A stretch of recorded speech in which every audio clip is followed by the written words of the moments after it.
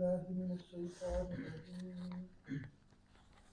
بسم الله الرحمن الرحيم. ومن الناس من يتخذ من دون الله أندادا يحبونهم كحب الله والذين آمنوا أشد حبا لله ولو يرى الذين ظلموا إذ يرون العذاب أن القوة بالله جميعا وأن الله شديد العذاب. إذ تبرأ الذين اتبعوا من الذين اتبعوا ورأوا العذاب وتقطعت بهم الأسباب. وقال الذين اتبعوا لو أن لنا كرة فنتبرأ منهم كما تبرأوا منا كذلك يريهم الله أعمالهم حسرات عليهم وما هم بخارجين من النار. يا أيها الناس كلوا مما في الأرض حلالا طيبا ولا تتبعوا خطوات الشيطان إنه لكم عدو مبين. إنما يأمركم بالسوء والفحشاء وأن تقولوا على الله ما لا تعلمون. وإذا قيل لهم اتبعوا ما أنزل الله قالوا بل نتبع ما ألفينا عليه آباءنا أولو كان آباؤهم لا يعقلون شيئا ولا يهتدون. ومثل الذين كفروا كمثل الذي ينحق بما لا يسمع إلا دعاء ونداء صم بكم عمي فهم لا يعقلون. صدق الله العظيم. ترجمہ: کچھ لوگ ایسے ہیں جو اللہ کے سوا دوسروں کو اس کا ہمسر اور مد مقابل بناتے ہیں اور ان کے ایسے گرویدہ ہیں جیسے اللہ کے ساتھ گرویدگی ہونی چاہیے، حالانکہ ایمان رکھنے والے لوگ سب سے بڑھ کر اللہ کو محبوب رکھتے ہیں۔ کاش جو کچھ عذاب کو سامنے دیکھ کر انہیں سوجنے والا ہے وہ آج ہی ان ظالموں کو سوج جائے کہ ساری طاقتیں اور سارے اختیارات اللہ ہی کے قبضے میں ہیں، اور یہ کہ اللہ سزا دینے میں بھی بہت سخت ہے۔ جب وہ سزا دے گا اس وقت کیفیت یہ ہوگی کہ وہی پیشوا اور رہنما جن کی دنیا میں پیروی کی گئی تھی اپنے پیرووں سے بے تعلقی ظاہر کریں گے، مگر سزا پا کر رہیں گے، اور ان کے سارے اسباب و وسائل کا سلسلہ کٹ جائے گا، اور وہ لوگ جو دنیا میں ان کی پیروی کرتے تھے کہیں گے کہ کاش ہم کو پھر ایک موقع دیا جاتا، جس طرح آج یہ ہم سے بیزاری ظاہر کر رہے ہیں ہم ان سے بیزار ہو کر دکھا دیتے۔ یوں اللہ ان لوگوں کے وہ اعمال جو یہ دنیا میں کر رہے ہیں ان کے سامنے اس طرح لائے گا جیسے کہ حسرتوں اور پشیمانیوں کے ساتھ ہاتھ ملتے رہیں گے مگر آگ سے نکلنے کی کوئی راہ نہ پائیں گے۔ لوگوں، زمین میں جو حلال اور پاک چیزیں ہیں انہیں کھاؤ اور شیطان کے بتائے ہوئے راستوں پر نہ چلو، وہ تمہارا کھلا دشمن ہے، تمہیں بدی اور فحش کاموں کا حکم دیتا ہے اور یہ سکھاتا ہے کہ تم اللہ کے نام پر وہ باتیں کہ جن کے متعلق تمہیں علم نہیں ہے اور وہ اللہ نے فرمائی ہیں وہ باتیں کہو۔ ان سے جب کہا جاتا ہے کہ اللہ نے جو احکام نازل کیے ہیں ان کی پیروی کرو تو جواب دیتے ہیں کہ ہم تو اسی طریقے کی پیروی کریں گے جس پر ہم نے اپنے باپ دادا کو پایا تھا۔ اچھا اگر ان کے باپ دادا نے عقل سے کچھ بھی کام نہ لیا ہو اور راہ راست نہ پائی ہو تو کیا پھر بھی یہ انہی کی پیروی کیے جائیں گے؟ یہ لوگ جنہوں نے خدا کے بتائے ہوئے طریقوں پر چلنے سے انکار کر دیا ہے ان کی حالت بالکل ایسی ہے جیسے چرواہا جانوروں کو پکارتا ہے اور وہ ہانک پکار کی صدا کے سوا کچھ نہیں سنتے۔ یہ بہرے ہیں، گونگے ہیں، اندھے ہیں، اس لیے کوئی بات ان کی سمجھ میں نہیں آتی۔ اعوذ باللہ من الشیطان الرجیم، بسم اللہ الرحمن الرحیم۔ گزشتہ ہفتے جس آیت پر ہماری گفتگو تھی وہ یہ تھی کہ زمین و آسمان میں جو اللہ تعالیٰ کی نشانیاں ہیں تو ان سے جو عقل والے ہیں وہ سبق لیتے ہیں، یہ فرمایا گیا کہ لآیات لقوم یعقلون، یہ پچھلی آیت کے آخر لفظ ہے کہ یہ جو جتنی بھی چیزیں ہیں اس میں ہم نے بیان کی ہیں کہ آسمان اور زمینوں کی ساخت میں، رات اور دن کے پہم ایک دوسرے کے بعد آنے میں، ان کشتیوں میں جو انسان کے نفع کی چیزیں لیے ہوئے دریاؤں اور سمندروں میں چلتی پھرتی ہیں، بارش کے اس پانی میں جسے اللہ اوپر سے برساتا ہے، پھر اس کے ذریعے سے زمین کو زندگی بخشتا ہے اور اپنے اسی انتظام کی بدولت زمین میں ہر قسم کی جاندار مخلوق کو پھیلاتا ہے۔ ہواؤں کی گردش میں اور ان بادلوں میں جو آسمان اور زمین کے تابع ہیں، کے درمیان تابع فرمان رکھے گئے ہیں، بے شمار نشانیاں ہیں۔ اس میں ہم نے قرآن کی جو دیگر آیات ہیں وہ ان میں بھی جہاں جہاں اللہ تعالیٰ کی نشانیوں کا ذکر ہے تو ان کا بھی اس میں مطالعہ کیا تھا۔ تو یہ نشانیاں یہ ظاہر کرتی ہیں کہ جو عقل سے کام لینے والے لوگ ہیں وہ ان سے نشانی لے کر وہ اللہ کی وحدانیت تک پہنچ سکتے ہیں، یعنی دو باتیں جو ہیں وہ ان کے سامنے آ سکتی ہیں، جس طرح پچھلے ہفتے کی ہم نے درس میں جو کتاب ہے سلامتی کا راستہ سید ابوالعلا مودودی کی، تو اس میں انہوں نے اسی موضوع پر ساری بحث کی ہے کہ پہلی تو انہوں نے اس پر کی ہے کہ اس کائنات کا کوئی خالق ہے، یعنی اس پر جب انسان غور و فکر کرتا ہے دنیا کے نظام پر تو وہ اس نتیجے پر پہنچتا ہے کہ کوئی اس کائنات کا خالق موجود ہے۔ اس پر ہم نے بات یہ کی تھی، میں نے کہا کہ آئنسٹائن جو ہے وہ ایک اگرچہ اللہ پر یقین ویسے تو اس کے معمولات کے اندر نظر نہیں آتا، لیکن وہ یہ کہتا ہے کہ I am aware of a hidden force in the universe, in that sense I am a deeply religious man, کہ کوئی کائنات کے اندر کوئی ایسی مخلوق ہے کہ جو ایسی ہستی ہے کہ جو اس ساری کائنات کو جس نے تخلیق کیا ہے۔ تو وہ سلامتی کا راستہ میں اسی پر بحث ہوئی کہ کوئی بھی انسان اگر عقل سے کام لے گا تو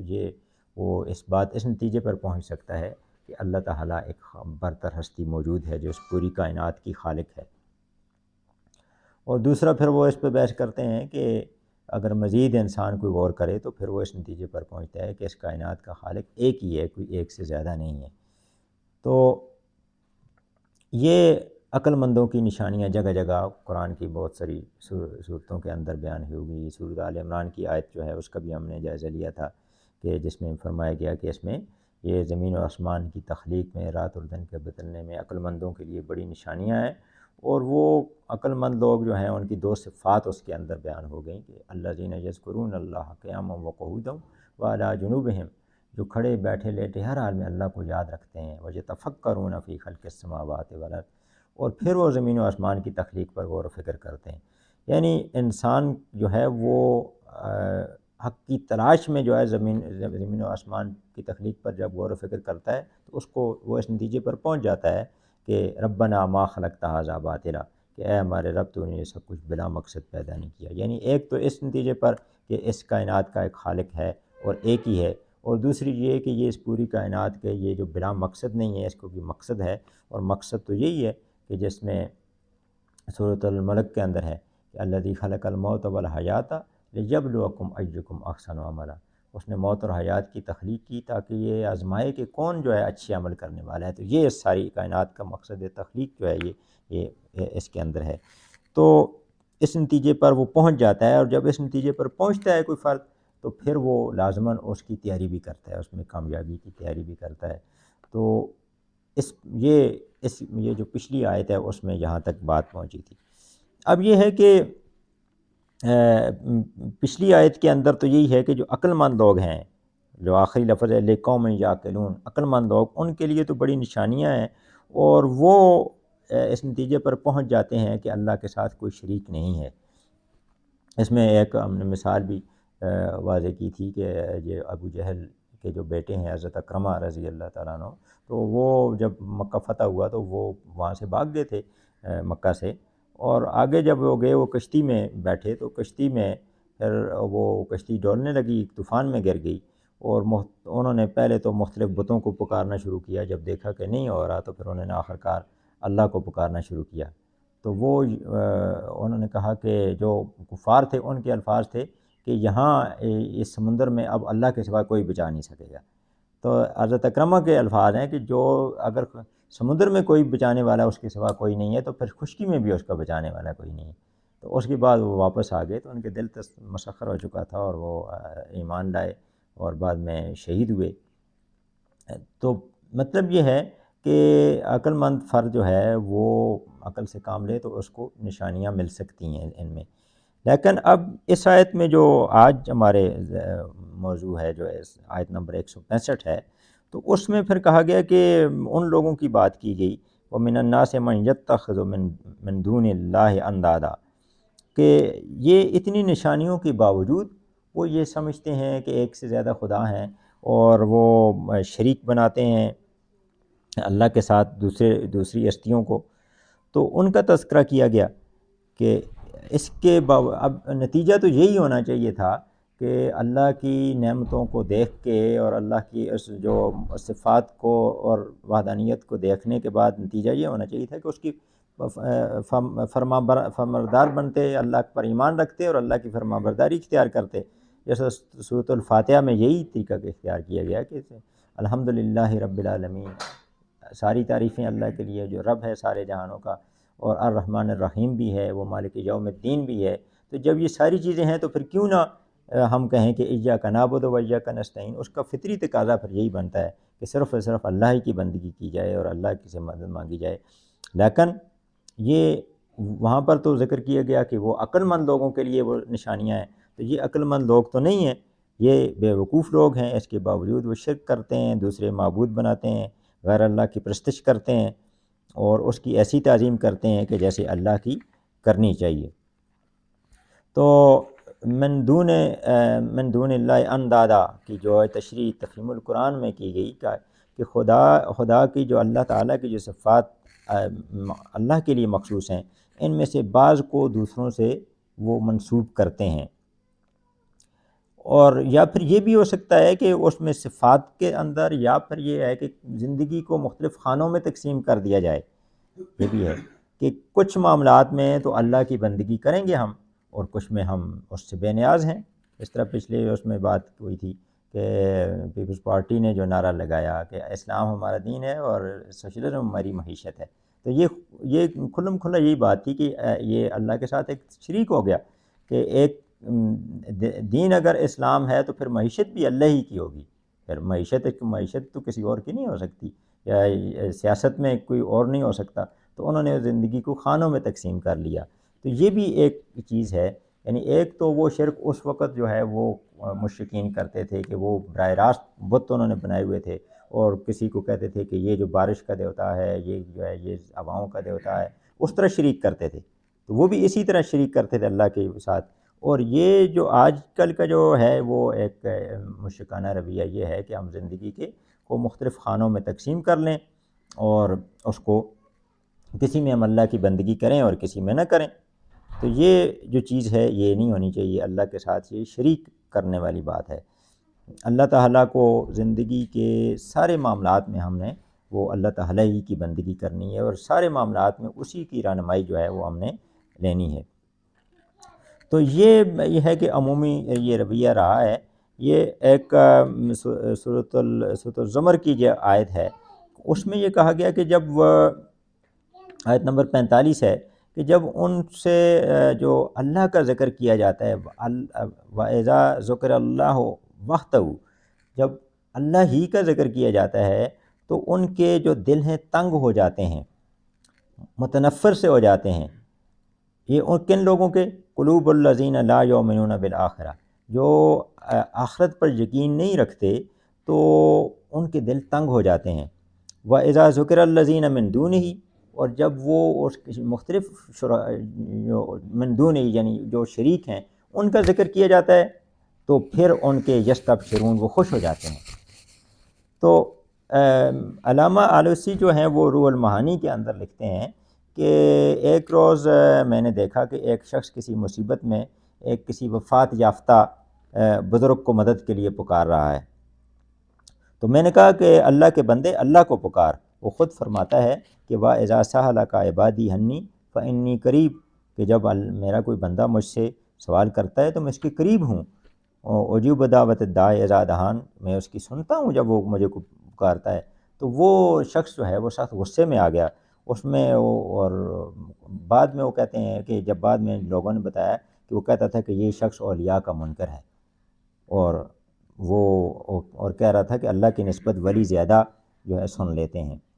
تو یہ جو کیفیت ہے اس کے، یہ پچھلی ایک آیت میں کے حوالے سے بھی بات ہوئی تھی کہ اس میں جو مشرکین ہیں وہ اللہ کو اس طرح سمجھتے تھے کہ اس کے اندر ان کی اللہ کے قہار ہونے کی صفت جو ہے وہ اس کو زیادہ نمایاں کر ان کے ذہن میں تھی، اور الرحمن الرحیم ہونے کی نہیں تھی۔ تو اس لیے پچھلی ایک آیت کے اندر جب توحید کی بات کی گئی تو اس میں کہا بھی گیا کہ یہ جو آیت نمبر 163 ہے 163 کہ وَإِلَٰهُكُمْ إِلَٰهٌ وَاحِدٌ لا الہ الا هو الرحمن الرحیم، تو توحید کی دعوت کو الرحمن الرحیم کے ساتھ جوڑا گیا کہ اللہ تعالیٰ تو الرحمن الرحیم ہے۔ اور یہ بھی اس آیت کے اندر بھی یہی ہے کہ وَإِذَا سَأَلَكَ عِبَادِي عَنِّي فَإِنِّي قَرِيبٌ، تو لوگ جو ہے تاکہ اللہ کو اس طرح نہ سمجھے جس طرح دنیاوی بادشاہ ہیں، تو ان کے ذہن کے اندر جو اللہ کے قہر کی صفت زیادہ تھی، اور اس لیے وہ سمجھتے تھے کہ جس طرح دنیا کے بادشاہ ہیں تو وہ قاہر ہوتے ہیں، ظالم اور جابر ہوتے ہیں، تو ان تک پہنچنے کے لیے کسی دوسری ہستی کی ضرورت ہوتی ہے، تو وہ اس کو پھر وسیلہ بنا کے تو اس کے ساتھ پھر رفتہ رفتہ پھر اس کو شریک بنا لیتے تھے۔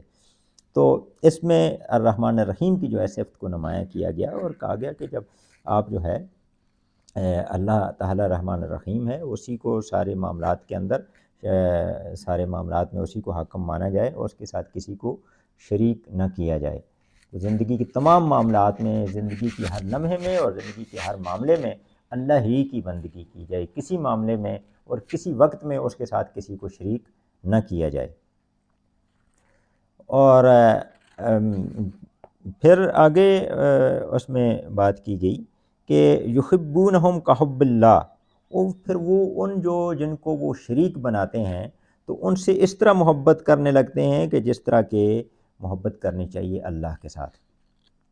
اس میں یہ جو پچھلے ہفتے ہم نے آخر میں یہ بات کی تھی کہ جو خطبات ہے سید مودودی کی، اس کے اندر کچھ جو شروع میں ایمان والا حصہ ہے تو اس میں 2 خطبے ایسے ہیں کہ جن میں انہی پر بحث کی گئی کہ قرآن کے اندر جو بڑے بڑے جو شریک ہیں جن کے بارے میں کہا گیا تو وہ کون کون سے ہیں مختلف آیات کے اندر جو الفاظ ہیں۔ مثلا ایک جگہ قرآن میں فرمایا گیا کہ نفس کو الہ کچھ لوگ بنا لیتے ہیں، اسی طرح یہ ہے کہ کچھ لوگ خاندان اور قبیلے کو اتنا ہے کہ اس کے رسوم و رواج سے اتنی محبت کرنے لگتے ہیں اور اس کو اتنا عزیز جاننے لگتے ہیں کہ اللہ کی جو اطاعت ہے اس کو بھول جاتے ہیں۔ یا یہ ہے کہ کسی دوسرے فرد کو اس سے محبت اس طرح کرنے لگ جاتے ہیں کہ اس کی محبت میں اللہ کی نافرمانی کرنے لگ جاتے ہیں۔ تو یہ ہے کہ انسان اگرچہ آج کل کے اس لوگ جو ہیں وہ اس وقت کے جو افراد تھے وہ تو ان کے بت تھے، دیوی دیوتا تھے، لیکن آج بھی اگر یہ ہے کہ کسی بھی فرد کی محبت اتنی غالب ہو جائے کہ ہم اس کی بات کو ترجیح دینے لگ جائیں اللہ کی بات پر، تو ہم یہی ہوگا کہ یہ اسی آیت کی مصداق ہو جائے گا کہ یحبونہم کحب اللہ، کہ جیسے اللہ سے محبت کرنی چاہیے اس سے اتنی محبت وہ کرتے ہیں، تو اس کو وہ ترجیح دی جانے لگ جائے۔ تو اس لیے حدیث میں آتا ہے کہ لا طاعۃ لمخلوق فی معصیۃ الخالق، خالق کی معصیت کے اندر کسی مخلوق کی اطاعت نہیں ہو سکتی۔ تو کسی بھی مخلوق کی اگر جو ہے وہ اس کی اطاعت کی جائے گی تو اس کا مطلب یہ ہوگا کہ ہم اس سے اللہ کی نسبت زیادہ محبت کرتے ہیں۔ تو اور پھر اس کے بعد فرمایا گیا کہ والذین آمنوا، اور جو ایمان والے لوگ ہیں اشد حبا للہ، وہ اللہ کی محبت کے اندر سب سے زیادہ وہ اللہ کی محبت کرتے ہیں۔ یعنی محبتیں تو دوسری بھی ہو سکتی ہیں لیکن وہ سب سے زیادہ جو محبت ہے وہ اللہ کی غالب ہونی چاہیے، اس کی محبت جو ہے وہ باقی کسی کی محبت جو ہے وہ اس پر غالب نہیں ہونی چاہیے۔ اور اسی طرح ظاہر ہے کہ جب باقی کسی کی محبت غالب نہیں ہوگی تو ہم ہر ایک معاملے میں اللہ کی اطاعت کو مد نظر رکھیں گے۔ اب اس میں مختلف باتیں کی گئیں کہ جو اللہ کی محبت ہے تو اس کا مطلب کیا بنتا ہے۔ مثلا ایک تفسیر میں آیا کہ انسان نفس کی خواہش پر اللہ کے حکم کا ترجیح دے، کہ سب سے زیادہ محبت اگر اللہ سے ہے تو یہ ہم نے خطبات کو پچھلے ہفتے کیا تھا، اس میں یہی تھا کہ پہلا جو راستہ یہ لکھا ہوا ہے کہ پہلا راستہ انسان کے جو اللہ کی بندگی سے جو ہٹاتا ہے، گمراہی کے 3 راستے اس میں ہیں۔ تو وہ یہ ہے کہ نفس کی بندگی ہو جاتی ہے، یعنی یہ سورۃ القصص کی آیت نمبر 50 ہے کہ اس سے بڑھ کر کون گمراہ ہوگا کہ جس نے خدا کی ہدایات کے بجائے اپنے نفس کی خواہش کی پیروی کی۔ تو یہ سب سے پہلا جو ہے گمراہی کا راستہ یہ آ جاتا ہے کہ انسان کا دل جو چاہتا ہے اس پر عمل کرنے لگ جاتا ہے اور اللہ کی نافرمانی کرنے لگتا ہے۔ تو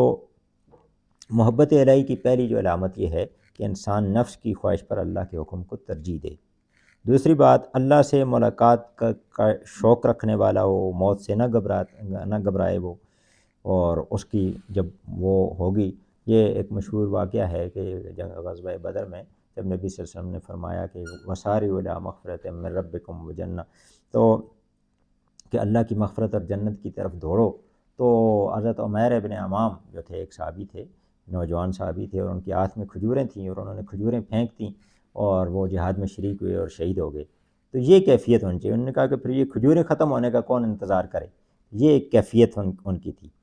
پھر یہ تیسری بات یہ ہے کہ اللہ کے جو قضاء ہے، قدر ہے، اللہ کے فیصلوں پر راضی رہنا چاہیے۔ پھر یہ بھی ہے کہ یہ کیسے پیدا ہو اللہ کی محبت، تو ایک یہ ہے کہ ہر نیک عمل میں نیت اللہ کی محبت پیدا ہونے اور بڑھنے کی جائے، یعنی اس سے اللہ کی محبت میں اضافہ ہوگا۔ ذکر الہی، زبان پر بھی اللہ کا ذکر ہو، دل میں بھی اللہ کی یاد جو ہے وہ رہنی چاہیے، اور عمل میں بھی، عمل سے بھی ہمیں جو ہے وہ ہر وقت جو بھی عمل کریں تو اس میں ہمارے سامنے یہ مد نظر رہے، ہم یہ اس بات کے متلاشی ہوں کہ اس میں اللہ کا حکم کیا ہے، ہم ہر وقت جو ہے وہ اس کے متلاشی ہونے چاہیے۔ پھر یہ ہے کہ ان لوگوں کی محبت کے جو اللہ سے محبت رکھتے ہیں، جو اللہ کے نیک لوگ ہیں، یہ بڑی بنیادی چیز ہے۔ ایک دعا بھی سکھائی گئی اس حوالے سے، نبی صلی اللہ علیہ وسلم، حضرت معاذ رضی اللہ تعالیٰ عنہ فرماتے ہیں کہ نبی کریم صلی اللہ علیہ وسلم نے مجھے یہ دعا سکھائی تھی، اللہم واسألک حبک، اے اللہ میں تجھ سے تیری محبت مانگتا ہوں، وحب من یحبک، اور اس کی محبت مانگتا ہوں جو تجھ سے محبت کرتا ہو، وحب عمل یبلغنی الی حبک، اور ہر اس عمل کی محبت مانگتا ہوں جو مجھے تیری محبت تک پہنچا دے۔ تو یہ دعا جو ہے وہ کرتے بھی رہنے چاہیے اور اس پر عمل بھی کرنا چاہیے کہ جو اللہ کے محبوب لوگ ہیں، جو اللہ کے فرما بردار ہیں، ان سے محبت رکھنی چاہیے،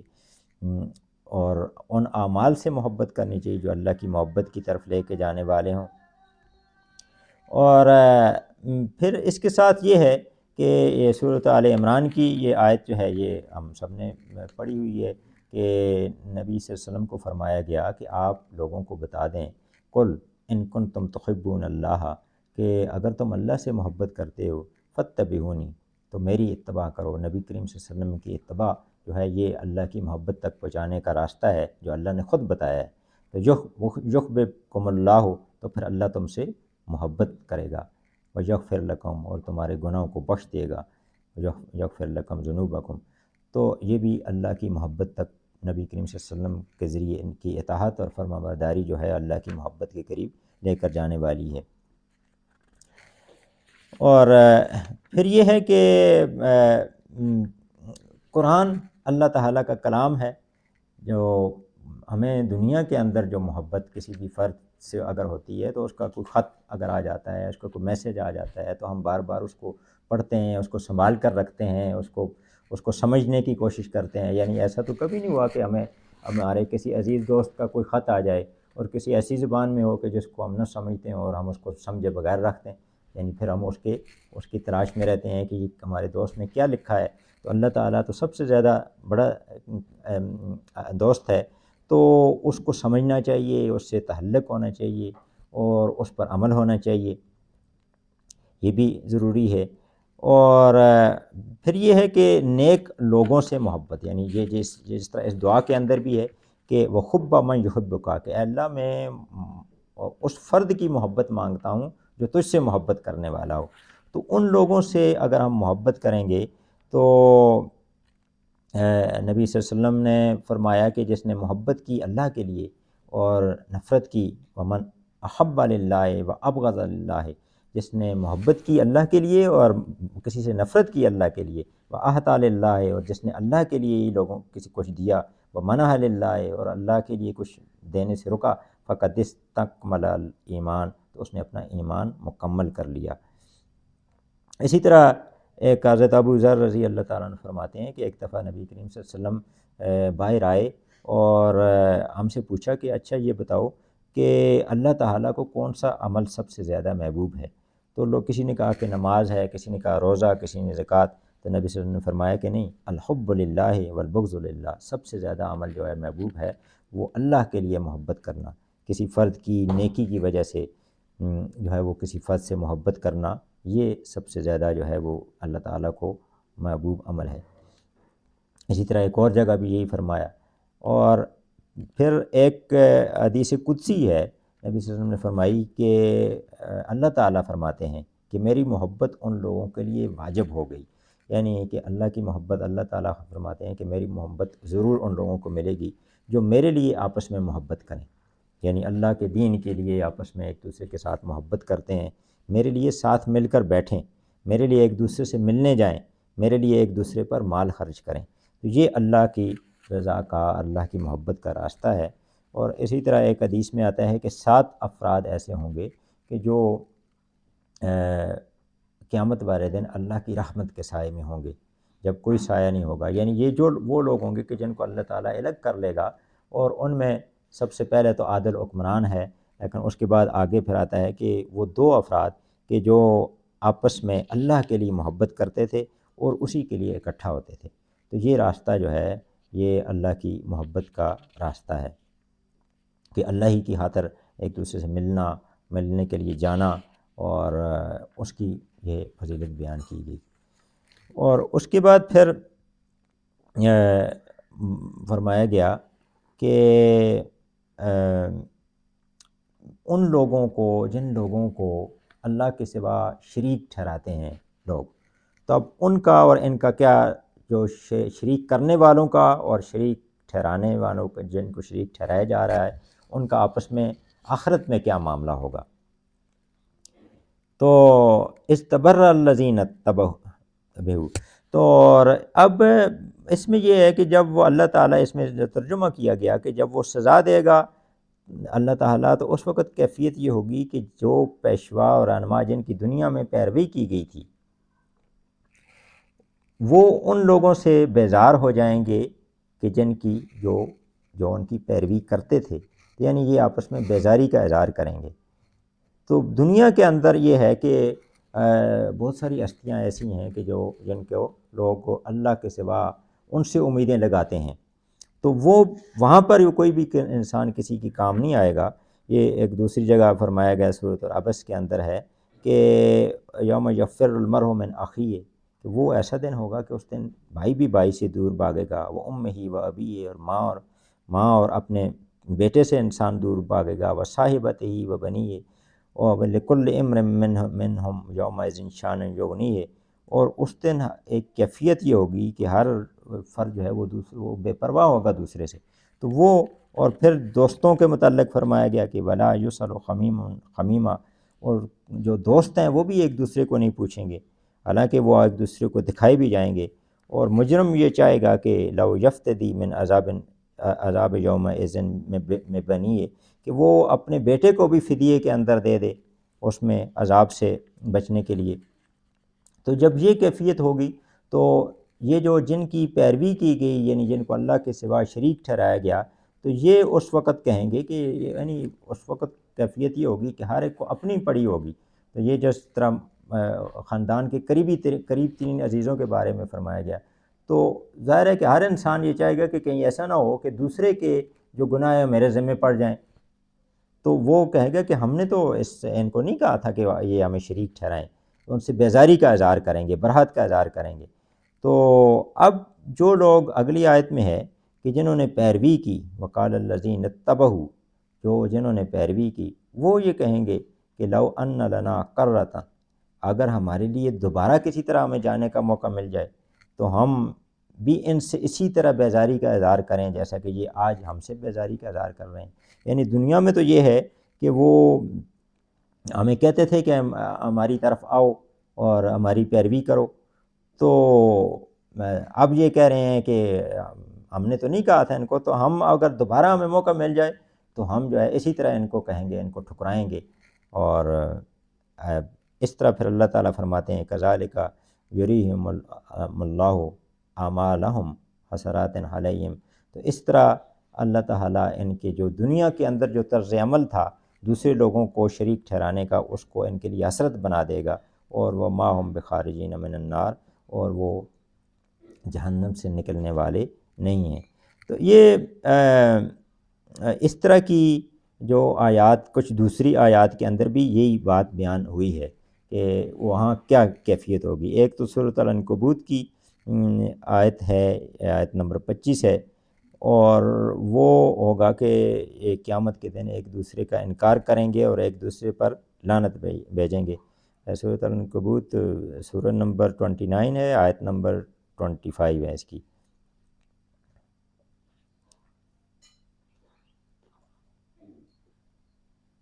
سورہ نمبر 29 آیت نمبر 25.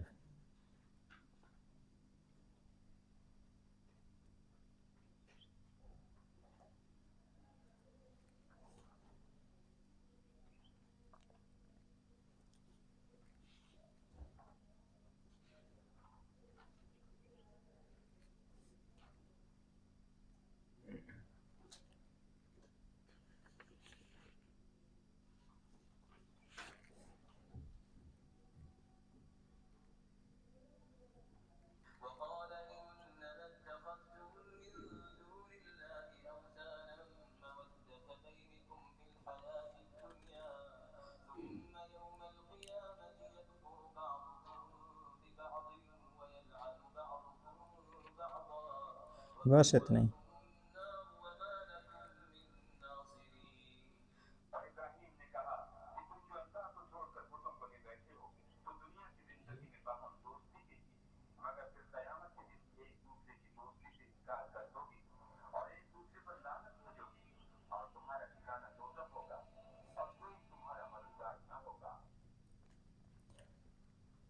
تو اس میں یہی ہے کہ ایک دوسرے سے وہ بیزاری کا اظہار, وہی بات ہے اس میں, اور ایک دوسرے پر لعنت بھیجیں گے, ایک دوسرے کا انکار کریں گے. اور سورۃ الاحزاب کی آیت نمبر 17-18 میں بھی ہے یہ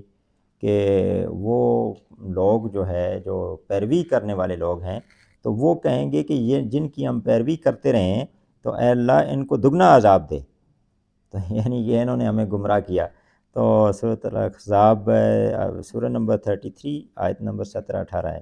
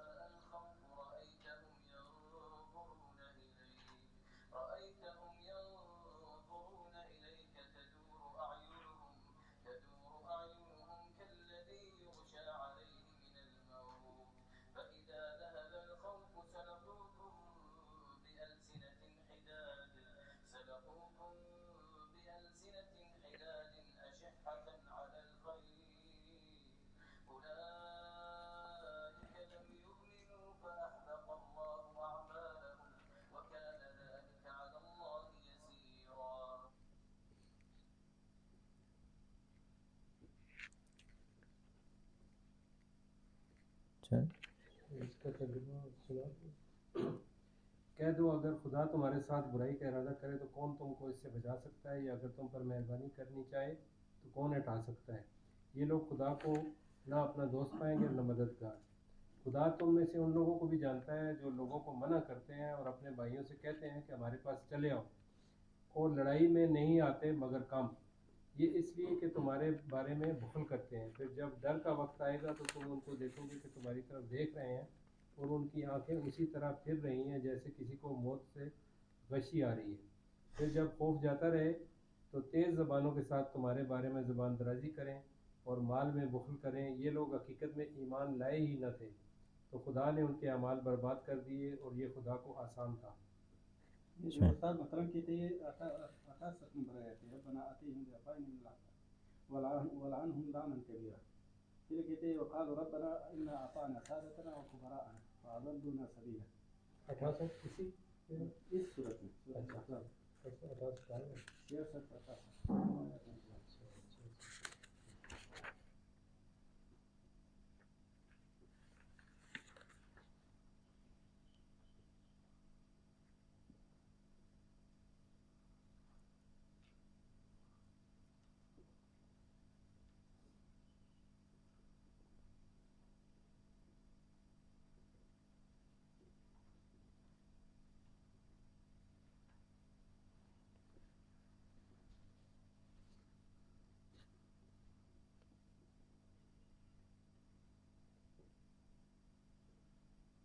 سورہ نمبر 29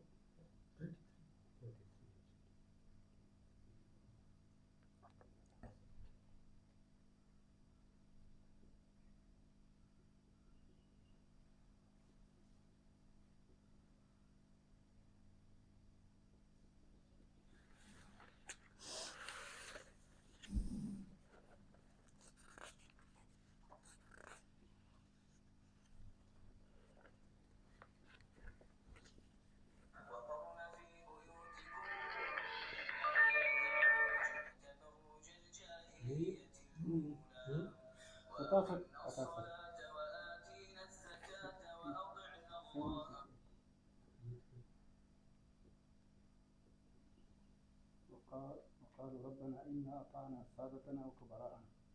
فاضلونا سبيلا ربنا آتيهم ضعفين من العذاب ولعنهم لعنا كبيرا، یہ آیت نمبر کون سی؟ 67 اور 67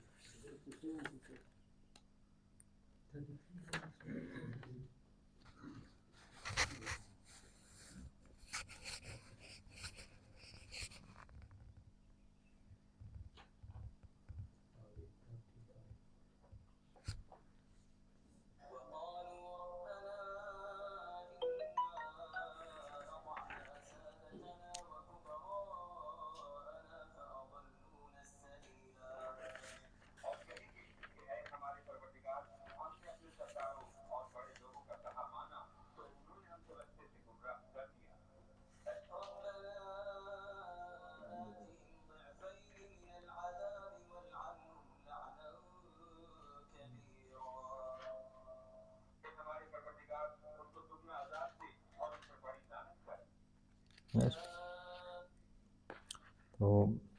اگلی آیت ہے کہ یا ایھا الناس کلوا مما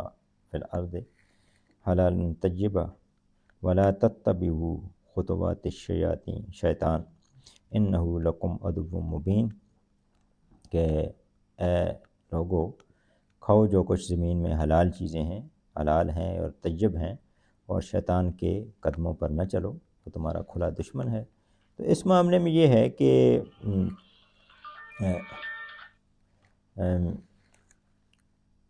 مشرکین جو تھے وہ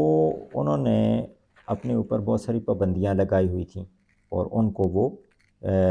سمجھتے تھے کہ یہ چیزیں جو ہیں یہ ہم نے یہ حرام قرار دیتے تھے۔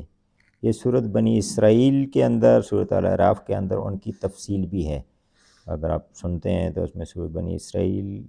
کی آیت نمبر 61 تا 64 ہے، اور اس کے اندر کچھ ایسی چیزوں کا تذکرہ ہے اس میں۔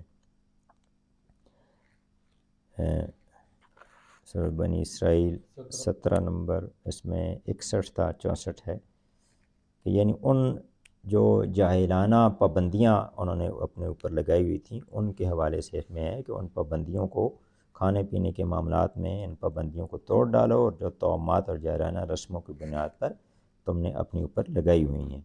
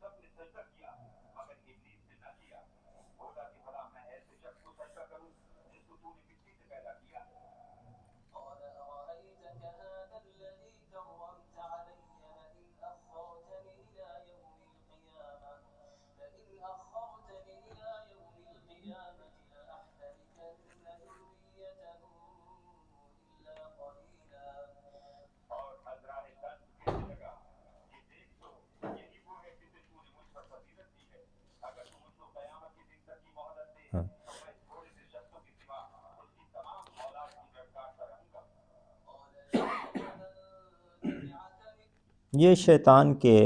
کھلے دشمنوں نے یہ جو لکھا ہوا ہے انہ لکم عدو مبین، یہ اس کے حوالے سے یہ آیات ہیں۔ وہ جو جن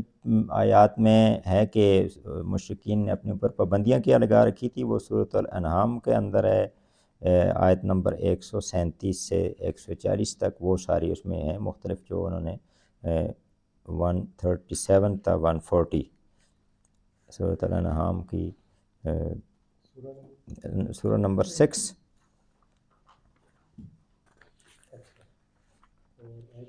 137، یعنی ابھی جو آیت ہم نے پڑھی ہے اس میں وہ یہی ہے کہ شیطان تمہارا کھلا دشمن ہے، تو اس نے جو چیلنج کیا تھا کہ کس طرح میں ان کو گمراہ کروں گا، یہ اس کے حوالے سے آئے۔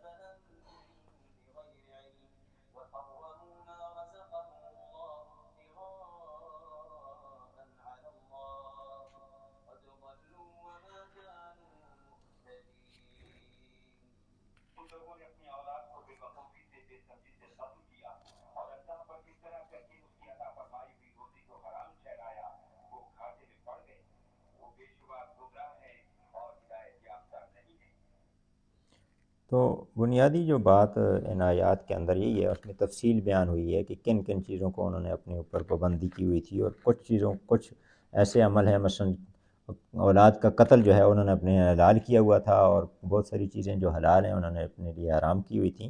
تو یہ فرمایا گیا کہ یہ شیطان کا راستہ ہے کہ اپنے لیے خود حلال و حرام کا تعین کرنا، بلکہ حلال و حرام کا تعین جو ہے وہ اللہ اور اس کے رسول صلی اللہ علیہ وسلم اس کی مرضی کے مطابق ہونا چاہیے۔ تو شیطان کے راستے پر نہ چلو، بلکہ یہ ہے کہ یہ تحلیل و تحریم جو ہے یہ صرف اور صرف اللہ کا اختیار ہے کہ جو اس کی مرضی کے مطابق ہونا چاہیے۔ اس میں البتہ یہ ہے کہ بہت ساری چیزوں کا اس میں ذکر ہے، مثلا ایک حضرت عبداللہ ابن مسعود رضی اللہ تعالیٰ عنہ کے حوالے سے ایک روایت تفسیر ابن کثیر میں ہے کہ وہ بکری کا ایک کھر جو ہے وہ نمک لگا کر کھا رہے تھے، اور ایک شخص کو انہوں نے کہا کہ تم بھی کھاؤ، تو اس نے کہا کہ میں اسے اپنے اوپر حرام کر چکا ہوں۔ تو انہوں نے فرمایا کہ یہ شیطان کی راہ پر چلنا ہے۔ تو اس طرح بہت سارے جو ہے وہ انہوں نے اپنے لیے پابندیاں لگائی ہوئی تھیں. تو فرمایا گیا کہ حلال و حرام کا تعین جو ہے قرآن و سنت کے مطابق اپنے اختیار کرو. اور پھر فرمایا شیطان کے حوالے سے ہی فرمایا گیا کہ انما یأمرکم بالسوء والفحشاء اور وان تقولوا علی اللہ ما لا تعلمون، کہ اور اللہ پر وہ بات کہو کہ جو تم نہیں جانتے. تو شیطان کس چیز کا حکم دیتا ہے؟ گناہ کا حکم دیتا ہے، برائی کا حکم دیتا ہے، فحاشی کا حکم دیتا ہے، اور فحاشی کے اندر جتنی بھی چیزیں اس کے اندر آ جاتی ہیں وہ اس کے اندر اس کا حکم وہ دیتا ہے. تو اس لیے اس کے راستے پر نہ چلو. اور آگے کریں یا 3:30 ہو گئے؟ جگہ ترغیب دینا ٹھیک ہے، جی ترغیب دینا لفظی مطلب تو یامرکم کا وہی ہے، تو باقی اس کی ترغیب دیتا ہے، حکم نہیں دے سکتا. ادھر تو یہی ہے حکم میں، لفظی مطلب تو یامرکم کا یہی بنتا ہے. باقی اس کا باماورہ ترجمہ ہو سکتا ہے. یعنی شیطان میں یہ پاور نہیں ہے کہ زبردستی کسی کو جی اپنے پر چلا سکے. جی وہ غلط راستہ دکھا سکتا ہے بالکل. لیکن اس پہ چلا زبردستی نہیں سکتا. ایسے بھی ہے نا سر کہ جو اس پر طاقت میں ہے وہ شیطان کے مطلب انسانی شکل میں وہ حکم بھی دے رہے ہیں اس طرح کرو. ہاں حکم دے رہے ہیں لیکن ان کا حکم افغانیوں نے نہیں مانا، ان کو نکال دیا ادھر.